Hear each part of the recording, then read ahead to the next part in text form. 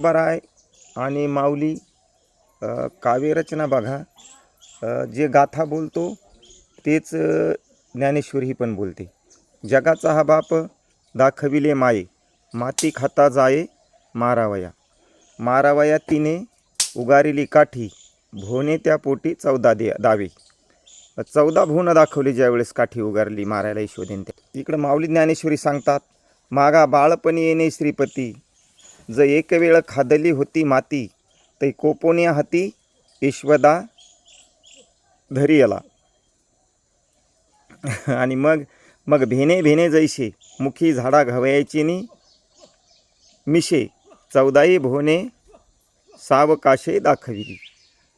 14 भोन दाखवले ज्ञानोबाराय म्हणतात आणि तुकोबाराय तेच म्हणतात. बघा, म्हणून माऊली म्हणले असतील की व्यासाचा मागवा घेत भाष्यकार ते वाट पुसत.